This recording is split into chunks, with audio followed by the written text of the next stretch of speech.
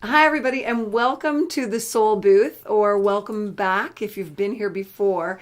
I am delighted to welcome my guest today, who is Tareq Hadhad, although that's not your real name, is it? No, actually, it's not my real name. My real name was Tareq Hadhad, and it was all changed by mistake by the Canadian Embassy in Beirut when I went to do my first interview with them. So he heard from me in a way that I am Tareq Hadhad. And he changed my name, and also my family, when they went to the embassy to do the interview, they also changed their last name with me. So I was the guilty one. But, I changed everything for the whole family. But I think, I believe that there are really some things in life that they happen. They are not mistakes. They are just like, for purpose and for goals. And I think that that was really one of these things. Because if we stayed Hudhud, being had gives us more unique perspective when we are here. And You're the only Tareq Hadhad yeah, you exactly. know, right? I'm the only Tareq Hadhad on earth, but Tareq Hadhad is very popular name in the Middle East, so you will find thousands of people that they are Tareq Hadhad. So that is very powerful. I'm taking that in a positive way. You know my positive attitude I towards everything. think so. So yeah, that's just like part of it. Yeah. Well, and it's funny because now your Hadhad name is Yeah. becoming very famous in Yeah. Canada, and there's no going back. Exactly. I think that it's not only in Canada. Actually, it's in the United States, across the world, as we were really mentioned in so many international media recently. We have been in the Guardian, BBC, CNN, all of the every big media incursion you can ever think about. I'm really happy with the way that the media are really supporting, the story, and they are just walking with us through it. So we feel that we are really lucky. Yeah. It's incredible. Okay, so we'll get to your fame, but let's start at the beginning. Can you tell me about your childhood in Syria? Sure. Yeah. So I was born in 1992, and like any Syrian family, as I always mention, that the mothers, they usually they would be really happy when they have their children growing up to be even doctors or engineers. So 99% of them, they want them to be doctors, and 1% they want them to be engineers if they fail to become physicians. So really, yeah, my family was just like part of that typical thing that was going on in the Syrian society. And I felt that they were right. I mean, maybe it's a social thing. I mean, it's a social habit, but it's not wrong. When I was growing up and having that idea about medicine, and I really felt that it's really a noble thing to become physician, and it's really noble to become doctor. Relieving really the pains of the others is really such a humanitarian thing. And when I think when I started some residency at the Syrian hospitals before I left in 2013, I really tried that feeling, and I really felt, what does it mean to save a life, because I was even like, my goal was to become a cardiosurgeon. I really believe that whoever saved the soul should be regarded as though as he saved the whole mankind. So yeah, actually everything I was doing then, it was just towards that goal. So yeah, that was just when I was born with a big family of, we are 7 siblings with my parents, and the social life in Syria before the war, you would really feel the importance of the family. The family is just the greatest unit in the community. So maybe there are like relationship with the friends, and the bigger circle, but everybody cares so much about the family. And How many of you were living in the same house? we were all in the same house, but in the building, my entire family were living all together, and that's really a very I mean, it's an old habit in Syria. They don't do it anymore. I mean, you don't find so much Syrian families they do it, but because my family, they are from these old Damascene families, so they kept that tradition to live all together, because they felt that it's really nice. It's really fascinating by the end of the week, to sit down all together celebrating, laughing and smiling, and maybe crying, or like hearing from everybody in the family what's going on, what they are doing. When I was meeting my grandmother and my grandfather before he died in 2005, my relatives, my uncles, my everybody, everybody from the smallest child to the oldest man in the family. So yeah, hearing from the generations of the family about what's going on, and by the end of the day, you feel that you have a back. Really, like if you have any challenge, any problem, there are really people that you will meet, and by the end of the week or at the dinner, and they will protect you, they will help you, they will support everything you are facing. So yeah, that's just kind of the Syrian society, and living in Damascus is really the second tremendous thing that have ever happened to us. I mean, I'm really lucky. I mean, nobody chose where to get born, but I was really, we were really honored to be just born on this greatest land. While it's very old land, it's like the cradle of civilizations. Everywhere you walk in the ancient city in Damascus, while now there is like two parts of Damascus, the ancient and the modern city, but everywhere you walk in the ancient city, you will really feel, what do I mean? And everything I remember from the ancient city is the smell of jasmine, in the middle of the night. Oh, wow. While I was walking alone, like between 12 a.m. till 3 a.m. alone, you find nobody there, but the rain and the smell of jasmine after the rain. Can you think of those memories fondly now, or is it painful? Actually, I don't feel any memory is painful. It's like healing for me, when I remember any of these memories.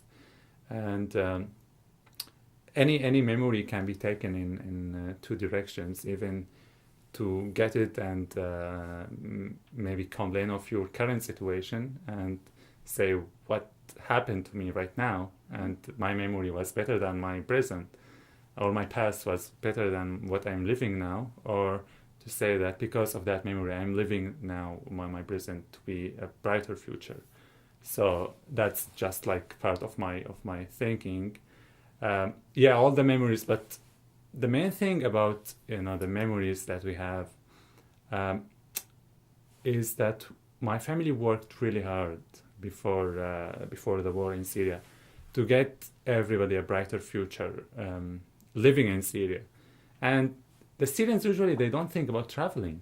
Like, it's just like zero thinking. I haven't even thought to leave Syria in my entire life, even visiting other countries. Like, we don't have that really mentality to visit the other places because there is really everything. I mean, Syria is very various, has very various places that you can get anything you want. You can go to mountains or to the beach, or you can visit the ancient city or the modern places. So we were not really thinking about traveling anywhere. And when I was hearing about any of my friends, they were thinking about like traveling, but they were thinking of traveling for a few days of their lives, and they come back for sure. Like, I haven't heard about some people who immigrated from Syria for any reason before, even though like we were living in Syria was maybe the safest country in the Middle East, but we were really feeling that there has been so many things that has to be changed.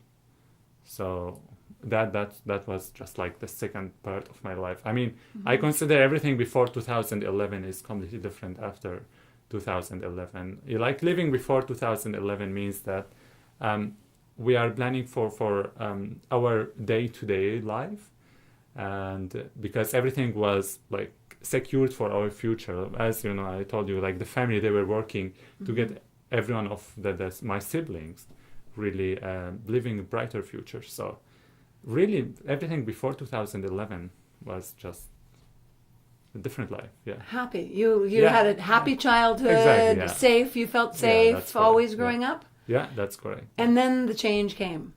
And tell me about how that affected your family. Well, everything I remember about living from 2011 till we left Syria is uh, like there are a couple of stories. I mean, the first thing I always remember is when we were at the university in 2011, and we have heard about like some of our friends who got arrested, and then we asked, you know, for them to be released, and we wore lab coats and we carried flowers. And we were asking, is there any more peaceful way to just like ask for your friends to be released? I don't think so. So we did that, but we had so much violence against, you know, all my friends, against me, and that was on campus at the university. So really for me, remembering the stories after 2011, how many people were really killed or injured, how many people were arrested, how many Syrians really lost their houses, how many Syrians had to move from one place to another, how many Syrians left the country, how many Syrians are crossing the border every day. So Was it the kind of situation where you kept thinking, okay, it can't get any worse than this? absolutely, yeah. Yeah, like if you are in any war situation, you will always think that that will end, you know. Like the weapons will end. Like nobody has weapons to fight forever. So we were thinking it will end very, very soon. And that's why we left Syria without anything. I mean, when we left our home in Damascus, I told the family that I cannot afford to lose anybody of you, but we will come back to Syria after a month or two. So I said to them, okay, we can go to Lebanon, just, you know, visit anyone, and then we can come back to Syria again. That was really every Syrian was thinking in that idea. Like nobody left Syria to just like to travel abroad from Turkey or Lebanon or Jordan or Iraq. All of them, they were thinking to stay just in these temporary refuge countries, to go back to Syria after the war stops. To go to their home. Exactly, to come back to their homes, even if it was destroyed as our house. But you know, there's at least there is a land that we own. There is our entire like memories, our neighbors that we grew up with, our you know, suburb in Damascus. So everybody was thinking about coming back to Syria once they leave for a few months, but none of that happened. So things has really, you know, the violence has been increasing, and you are hearing in the news every day. Unfortunately, like it's not getting any better anymore. And as I always mention, that what started to be really peaceful demonstrations, really now in Syria, it's like a third world war in one country, because none of the victims know why they are killed, and who is fighting against who, and who is with whom, and you know, so who are the sides in that war. But really the victims are the civilians who couldn't leave, who stayed there, who believe that the solution will be, and the conflict resolution will be very soon. The Syrians who even they faced the borders blockage in their faces when they tried to leave Syria. I really believe that so many Syrians are trying to leave. That like they are not happy to live such a violent life, you know, for their children and for themselves. It's not a life. I can't imagine. Yeah. And I know how I feel. As someone very removed from it, when I see images of people stopped at borders and turned away from countries, how does that make you feel watching those images? Well, actually, that's really heartbreaking. Like every time I see any of the refugees are turned away on the borders, none of the countries are accepting them. And unfortunately, that's the mentality now. I mean, you are hearing now of so much negativity across the world about refugees, even though they are victims. Like nobody chose to be a refugee. I mean, it's not the goal in life to become refugee. Nobody was born to become refugee. Even none of the Syrians were born to become refugees. And that's not a dream. That's not their dream. Even when they left Syria, I was really,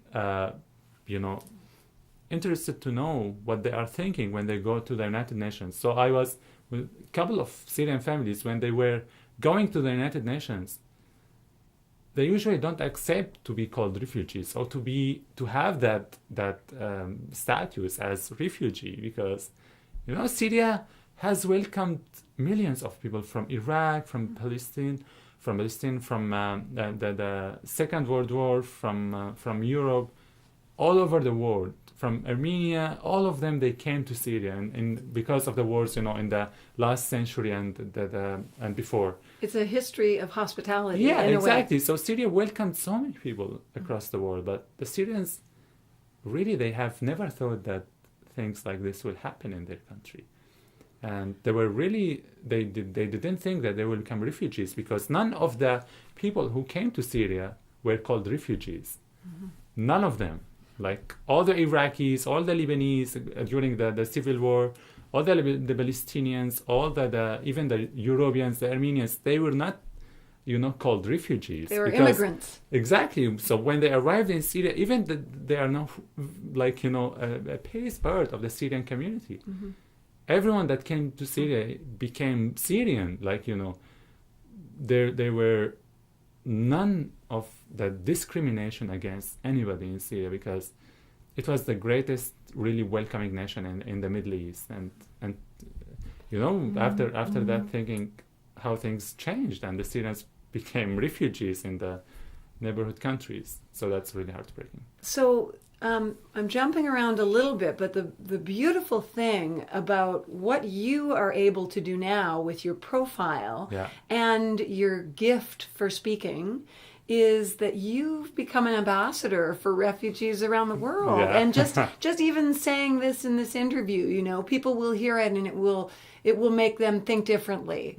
And that's a profound responsibility and power. Do you feel that as a sense of passion and purpose? Absolutely. I feel a huge responsibility now towards speaking out. I mean, if we sit down and if we have the greatest power on earth, and we sit down and close the doors on us, and we don't speak out, nobody will come and knock on the door and ask us, what we are thinking. Leaving our homeland to Lebanon and being called refugees and have that number. And tell them about the number. I heard you say this in a speech. Yeah, so when we went first to the United Nations with my family, and they were calling me with the number, and my number was 0124885, and they repeated it a couple of times, and they were calling me, and I didn't know that they are calling me. So when I went to them, I said to them that I have my name, so why you are calling me a number? They said there is this number of refugees before you, so now you are that number. So I said to them that I have an identity. That's really the horrible thing about the refugee status. I mean, losing everything, your home, in addition to losing everything in your homeland, but the hardest thing is losing your sense of belonging. So when we were there, they were calling me by that number that I don't like. Everything has changed in my mind. I said that even though I can say accept everything they are doing, I mean, they were helping refugees. Mm-hmm. They were just like the major part of helping and supporting refugees, and without them it will be a horrible situation, even worse. But the idea itself, I mean, isn't there anybody on earth that is thinking about how are refugees feeling, or the Syrians feeling, or anybody who loses his home feeling when they are called by numbers, and they feel themselves really isolated, they feel themselves really lost, and nobody is caring about them anymore, and it's even harder to give them that status. I mean, there is something should be done. Mm-hmm. So they should be treated with compassion and respect, rather than maybe the treatment is born of the people who are helping them thinking, oh, they should be thankful to be helped. Yeah, and even the name refugee really gives that negative aspect. Yeah. Really, it when you call anybody refugee, you are remembering him by all the worst thing that has happened to in his entire life, which is losing his home, which is losing everything he has been building in his entire life. So really there is something should be done in that direction. Whenever you are calling them refugees every time, and you are giving them that it's turning from temporary status to a permanent thing that they full-time will, stigma. Exactly, they will always thinking about what happened to them before, and it's now part of their personality. If you still keep calling them refugees, that's why the Canadians now are calling them new Canadians. And that's why the Canadians, since the first time we were on the airplanes, they were calling me the new Canadian. So, and the moment that you stop calling them refugees, and the moment that you offer them these communities, and the moment that you offer them these opportunities to succeed and open businesses, start their passion, their children are going to the schools, their life came back to the normal track again. At that moment, they will stop being refugees by themselves. Yeah. So the way I see it is, it's there's an old book called The Course on Miracles, and it boils everything in life down to love or fear. And so any interaction you have with someone, any reaction you see from someone, you can boil it down and say, at its root, is it love or fear? And I love what you're saying, because really what you're saying is we should be in our treatment of these fellow human beings. Right now, too much of the world is reacting from a place of fear to refugees rather than love to these human beings who are displaced and having gone through a lot of trauma. Absolutely, that's correct. But you were able to change your name from Hudhud to Hadhad, so I know that you have the power to change that. You can, you know what? You're on a path, and you can change that use of the word refugee. I think that's a beautiful part of your mission. Yeah, exactly. And I think that there is now really real thinking about that at the United Nations. When I joined them as a volunteer, not a refugee, in Beirut, in Lebanon, and when I was also attending a couple of meetings with the World Health Organization, working with the Syrians in Lebanon, so I was really always pushing that, in the discussion about why you are calling them, maybe call them like any name, calling them that the Syrians who lost their houses, and give them some hope in the future. Call them the residents, maybe in Lebanon. Call them residents in anywhere. But really, something should have been changed. You were voicing that, and how old were you then? Maybe 23. Yeah, I love it. So Tareq is just 26 now, and a force of nature. So you are obviously an old soul for a 26-year-old. You're taking on the world. Let's talk about you coming to Canada, and then we'll get into sweet chocolate. Yeah. So, the way it all happened, it was really by sudden.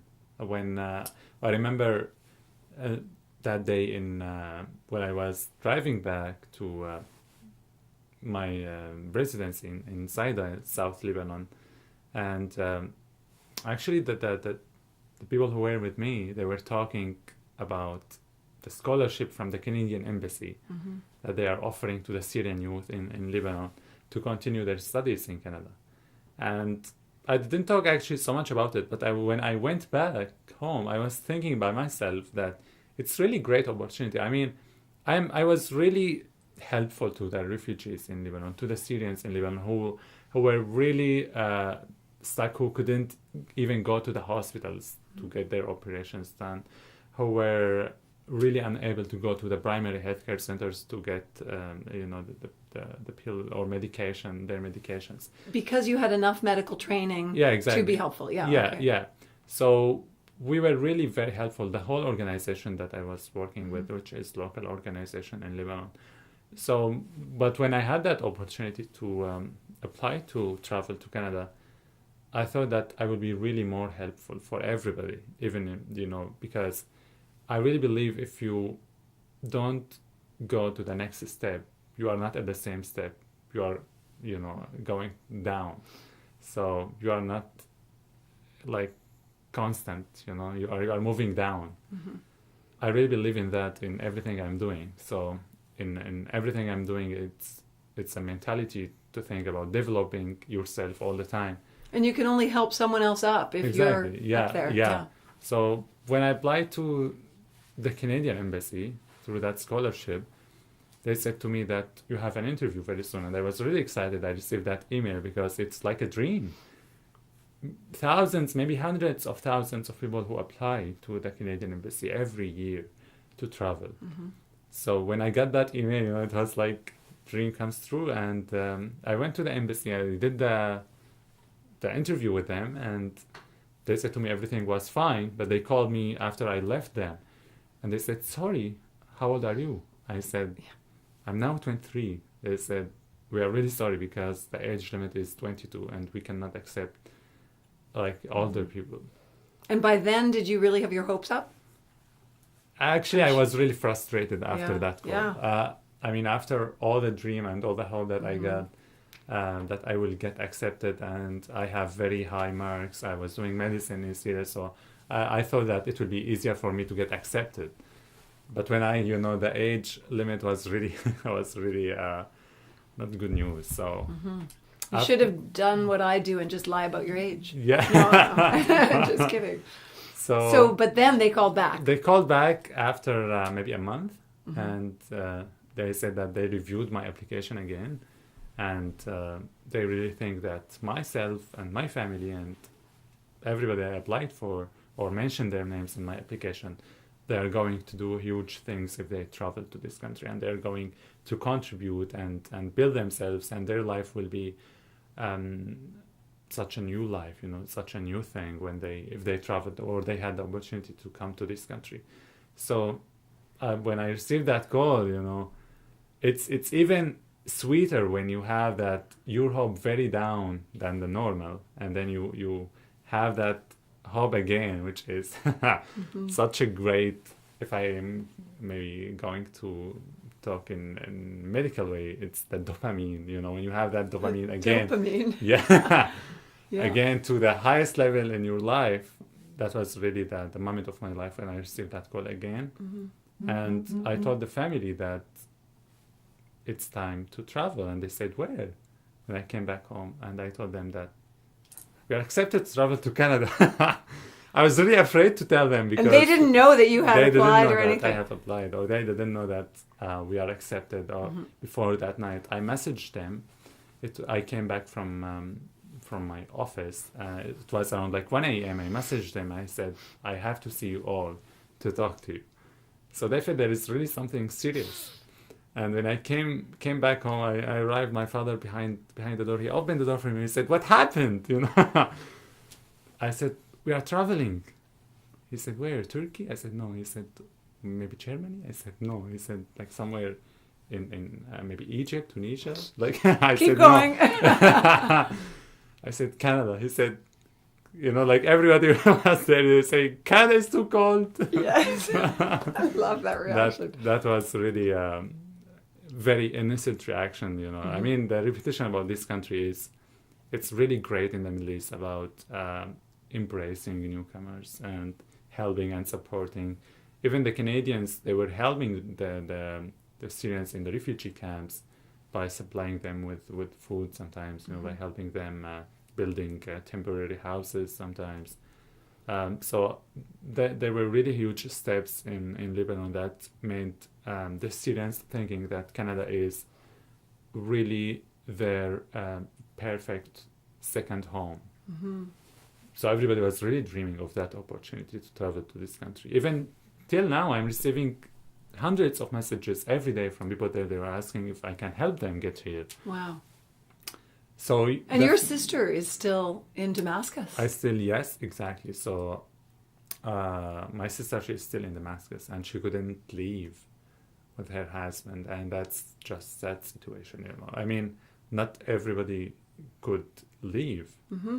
I mean, that decision, like the Syrians are two birds. The first bird who really thought that they were all thinking about Syria all the time by every decision they have taken. But the first bird who thought that if they left, mm-hmm. they will not become victims or numbers in this crazy war.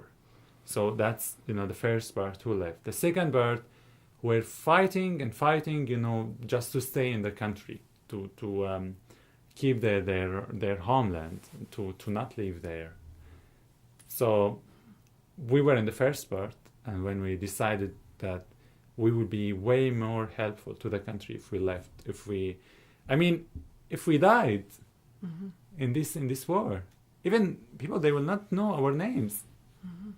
Like, unfortunately now we came to that time that really having this massive killing every day, that people, they are not paying attention to who is killed, but just to the numbers, like the total number by the end of the day. That's what you see in the news mm-hmm. every day.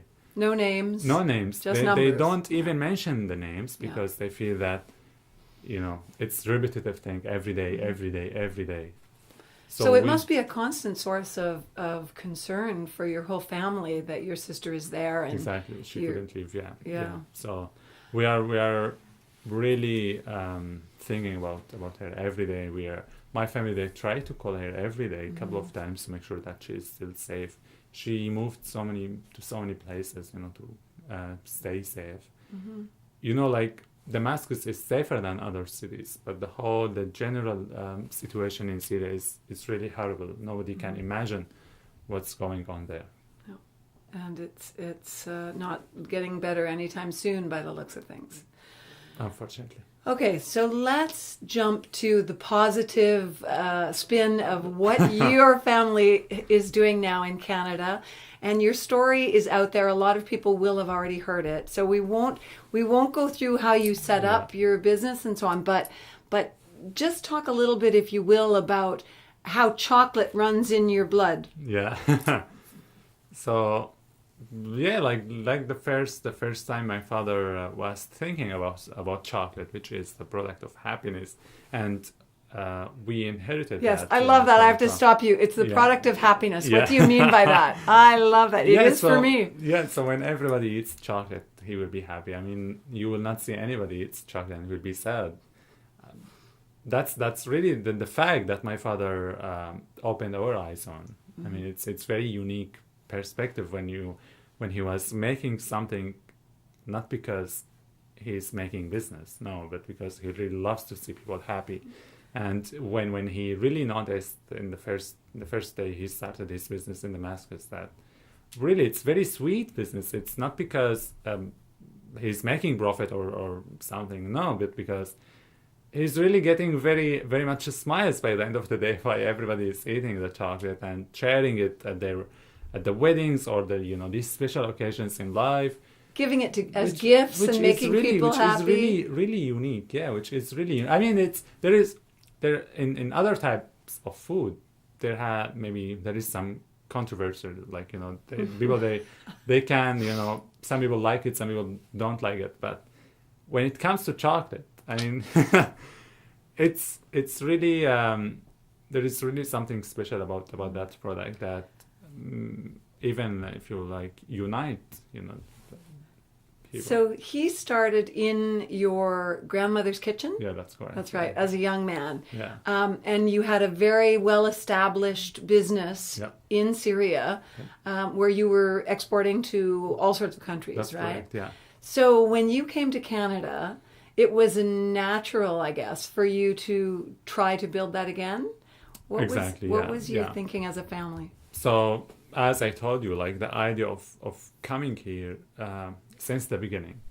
So the family, before we left Lebanon altogether, we had, like, we sat down and we were talking why we are traveling, really why we are traveling. Like, we can live in Lebanon for the rest of our life, or to come back to Syria if things has changed. But when we felt that coming to Syria is not an option anymore, everything was destroyed, like the house and the factory. So when we said that we are traveling now 6,000 or 7,000 kilometers to the west, so why we are taking that step? And the answer was really straightforward. And when they said that Canada is a great nation, it's very multicultural country, and everybody is welcome. So what we need from the Canadians is just to give us that opportunity to land in one of their airports. That's it. And we will take our next step by ourselves. But hearing about, the Canadians who were really doing beyond that, really more than that, while receiving the Syrians in the airports, calling them new Canadians, getting them warm houses in the freezing winter. The children are back in schools. So we really believed since the beginning that every school, every child that came back to school is a success. Every family that they found warm house again is success.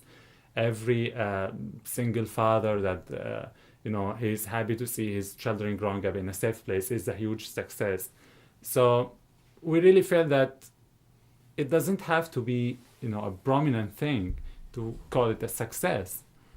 We were working on that, but also because we have that mentality that we are not here to take, we are here to contribute, we are here to give back, really to the nation that welcomed and received us even before they knew our names, or before they knew what we are going to do in this country. Like, nobody asked us what we are going to do and asked us to build a chocolate factory or to come back to our business. Nobody asked us to give back anything. Nobody asked us to pay back anything. So when you came, you just experienced a giving, right? That's correct, You just experienced. Yeah. So what was that embrace like when you arrived in Antigonish? The most interesting thing was, and the most heartwarming thing was, when we thought about Antigonishers, the people who prepared the house for my family and who were with us all the time and who were at the airports in the middle of the night to welcome us at the airport, to make us feel home since the first moment we are on the Canadian soil. To all of those people, really, like, they are doing these things regardless of our background, of our religion, of our ethnicity, of our goals, of our plans in this country, regardless of all of these things. But everything they cared about is that we are human beings, that we were seeking safety and peace. And after that, we said that it can be a win-win deal, for the community who welcomed us and also for ourselves, like, to take advantage of that great opportunity in this country to rebuild the life again for everybody in the family and really have the bright future. Also win deal to the Antigonishers, while we are now, for example, offering jobs in that small community. A win deal for us, because we are really surrounded by the most warm-hearted people on earth, in our new community. So the family were really thinking, as the first week in Antigonish, it erased the years of suffering in the Middle East. So they were thinking of living in Antigonish, in Nova Scotia, and in general in this country, in this greatest nation. They felt that their life can be changed forever if they start sharing their message with the others.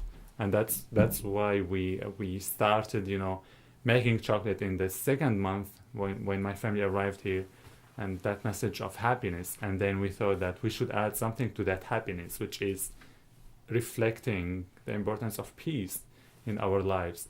So when we were on the table discussing what to call the business, it was really straightforward when I mentioned that We are here for because we know how to make chocolate. We started the business because we know how to make chocolate, and my father knows. Really good chocolate. Yeah. So, and we are here because we really suffered from the violence in the Middle East. We really know what does it feel to flee the country and flee our homes, and so we thought that peace is really also the most noble value on earth. So we call it Peace by Chocolate, to be even the name of our company, to be the message for the family, for the Hadhads, for generations to come. And really the sweet thing about our story is we were really lucky to get that attention since we came at the airports. Like, we have done so many interviews with the media, and I really feel that for any immigrant or any newcomer, their first year in this country is the most memorable moments they will remember. Every one from their generations, from their grandsons and the granddaughters, when they are born here in this country, when they ask about their grandfathers, for me and for my siblings and for my father, now it's all documented. I mean, we have done so much media interviews. Now everybody knows about every single day we lived in this country, what we did, who we met, what we achieved, how we created the name, how we shared our thoughts, how we supported even that great initiative. That why we called it Peace by Chocolate was also supported by our initiative for helping the people from Fort McMurray that they fled their homes. That was beautiful. So we launched that initiative, and thousands of immigrants and Syrians across the country, they joined us and they were part of it. So that's all documented now. If you want to check for that, you can easily get that information, and it's all accessible. So really, it's very sweet to have that. I mean, I have met so many Syrians who came last century to this country. So since I met them the first or the second day I came to this province, and the first thing they mentioned that they're really sad that they don't have anything documented about how they came here, about their first year. But and on the other hand, absolutely. Yeah. So in our case, we were really lucky to have that absolutely beautiful attention. Well, I feel like there are a lot of Canadians who feel very lucky to have the Hadhad family here.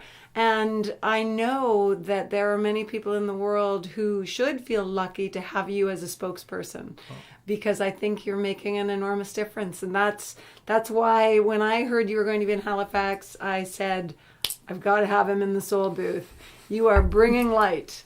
Anyway, please say hello to your whole family. I would like to come and meet them someday. Sure, yeah, more than welcome. Please drop by. They would really love to see you, for sure. Yeah, just drop by. And I'll put a couple of links in the write-up with, for instance, the documentary, and so they can hear more of your story and how your company came to be here. Absolutely, yeah. Good luck with the new factory. Thank you, yeah. It's going to be very soon. So really big plans are really coming very, very soon, and I'm really happy to have that opportunity, like not only in this province but across the country. Canada is the second largest country in the world, and there is absolutely a place for everybody. I always say that there is really a place for everybody, and it's really the land of opportunities. And the Canadians, what they are doing now, they are leading the other nations across the world by the positivity they are dealing with and keeping their doors open. It's really important, when you think about it, when you are a unique country while the others are going in the wrong direction. So you are just asking them to look at you and say why that happened and how that happened. Is that because Canada closed their doors, or because it opened its doors? Is that because Canada is bringing the new skills and new immigrants, or because Canada is turning them away on its borders? So it's very, very straightforward when you see these the Canadian positive examples. I mean, one single positive story has such more power than thousands of words and speeches. If you just give one positive example, you will have tons of followers that they will come and ask you how that happened. So we are really just honored and proud to be such one of these positive examples. That's beautifully said. Thank you very much, my Tareq. pleasure, yeah. Wonderful to have you here. Thank you, my pleasure. Thank you for watching and for listening, and we'll see you next time on The Soul Booth. Stay tuned.